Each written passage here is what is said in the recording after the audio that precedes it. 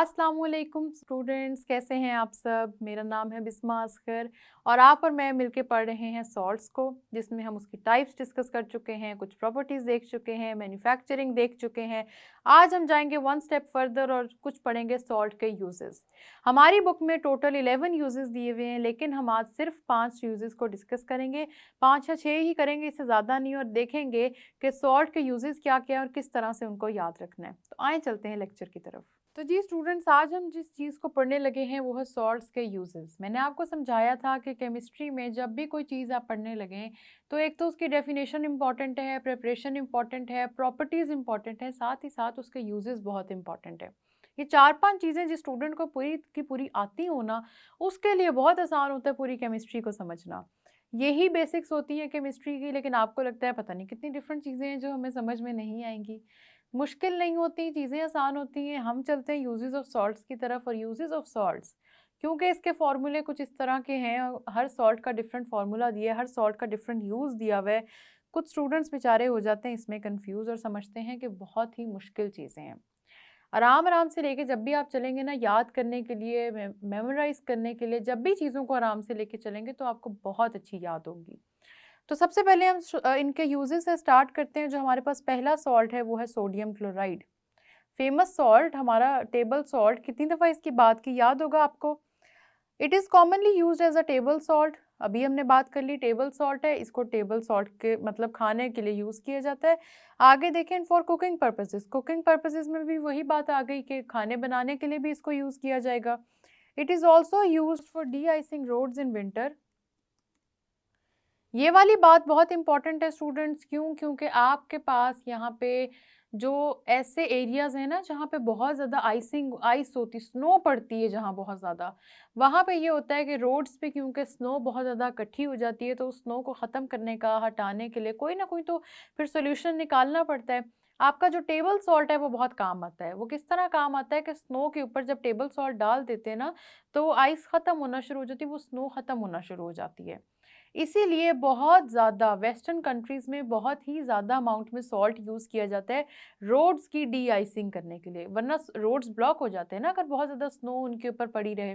उसको फिर क्या करना होता है, उन्होंने रोड्स की ब्लॉकेज ख़त्म करनी होती है। तो बहुत ज़्यादा टेबल सॉल्ट यूज़ होता है एनुअली वेस्टर्न कंट्रीज़ में, इसी रोड की, इन्हीं रोड्स की ब्लॉकेज को ख़त्म करने के लिए। साथ ही साथ manufacture of sodium metal, caustic soda, washing soda. Caustic soda क्या चीज़ है, सबको याद आ गया होगा, सोडियम हाइड्रोक्साइड। इसकी बात हमने पहले भी की है। Caustic soda is sodium hydroxide. Sodium hydroxide की मैन्युफैक्चरिंग के लिए अब देखें, एक केमिकल हो और वो किसी और केमिकल की मैन्युफैक्चरिंग के लिए यूज़ ना हो रहा हो, ये हो नहीं सकता। सोडियम क्लोराइड के अंदर क्योंकि सोडियम मेटल मौजूद है, तो सोडियम मेटल मौजूद है तो आप जाहिर सी बात है सोडियम क्लोराइड में से क्या कर सकते हैं कि आप इसमें से सोडियम भी एक्सट्रैक्ट कर सकते हैं और क्लोरीन भी एक्सट्रैक्ट कर सकते हैं। तो सोडियम मेटल एक्सट्रैक्ट करने के लिए सोडियम क्लोराइड सॉल्ट यूज़ किया जाता है। और साथ ही साथ कास्टिक सोडा, जिसको हमने कहा सोडियम हाइड्रोक्साइड, हमारे पास इतनी स्ट्रॉन्ग बेस है, करोसिव इन नेचर है, इतनी दफ़ा रिपीट होगी, आप सबको याद हो गया। अगर साथ ही साथ वॉशिंग सोडा की प्रिपरेशन के लिए भी सोडियम क्लोराइड यूज़ होता है।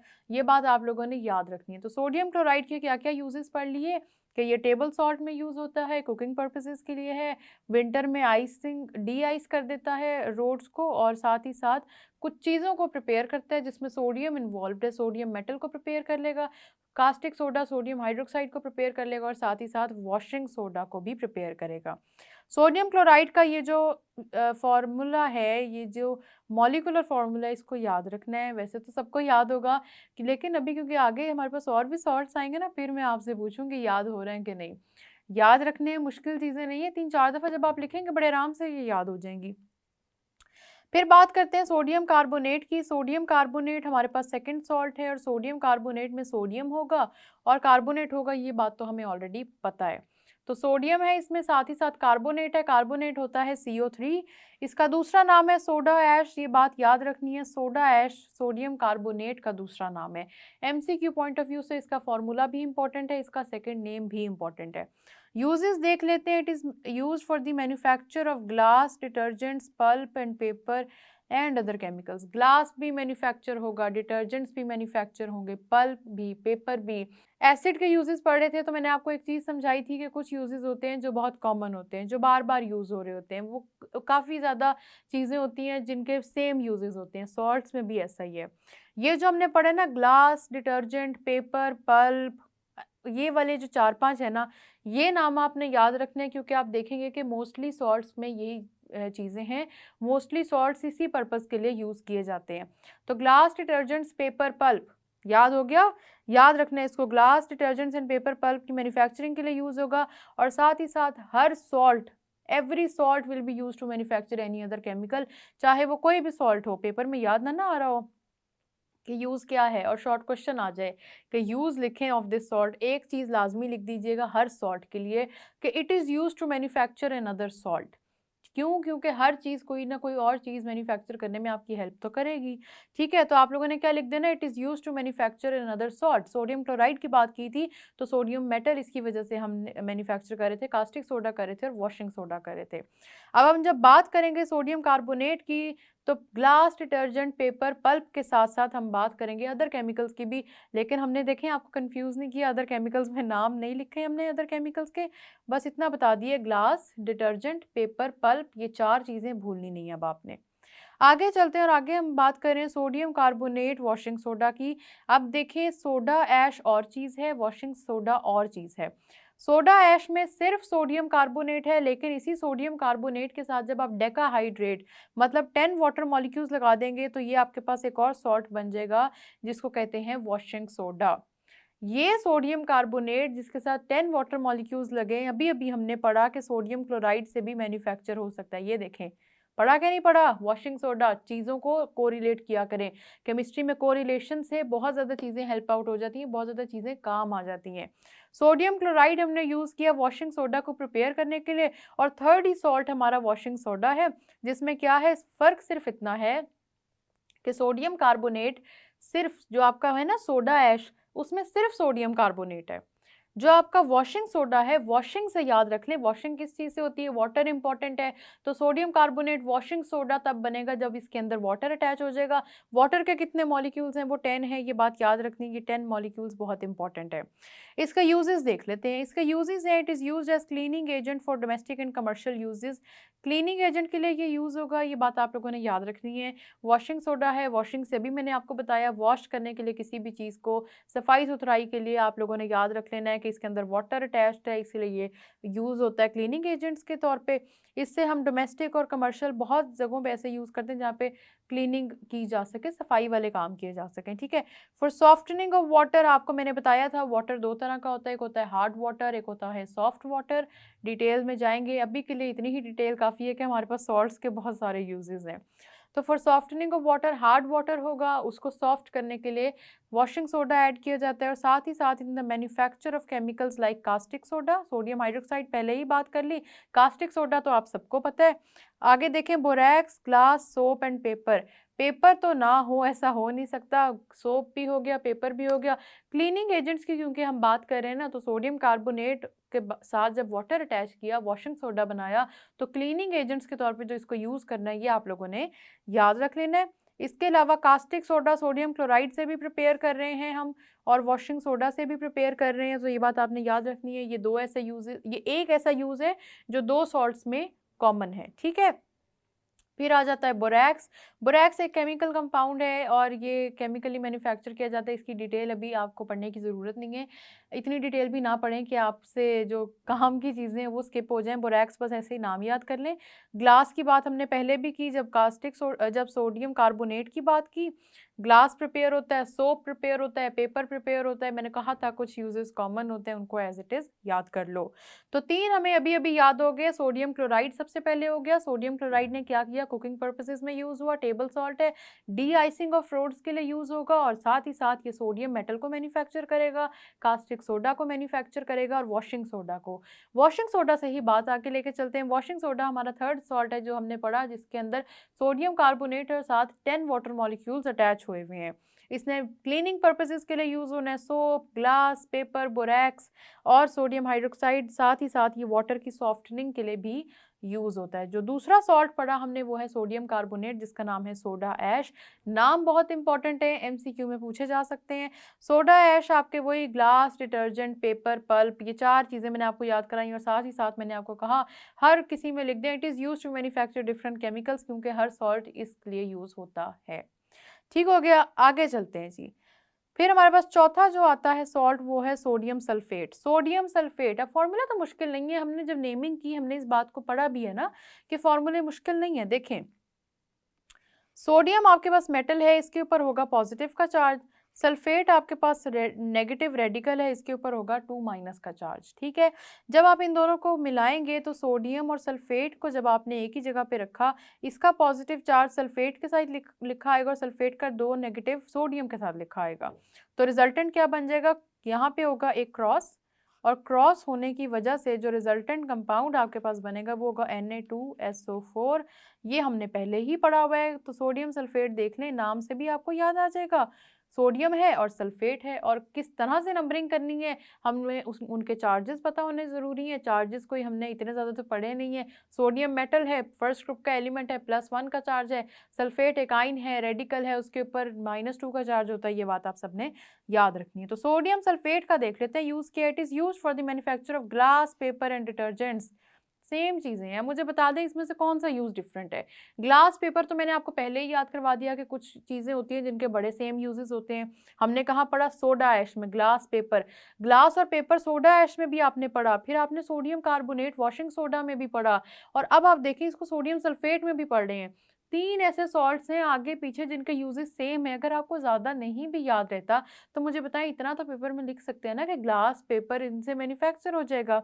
साथ ही साथ डिटर्जेंट्स भी, डिटर्जेंट्स आपके सोडा ऐश में भी आए जिसमें सोडियम कार्बोनेट है, आपके वॉशिंग सोडा में भी डिटर्जेंट्स आए क्योंकि सारे क्लीनिंग पर्पसेस के लिए यूज़ हो रहा है, तो वॉशिंग सोडा में भी डिटर्जेंट्स आए, साथ ही साथ सोडियम सल्फेट में भी डिटर्जेंट्स आ गए।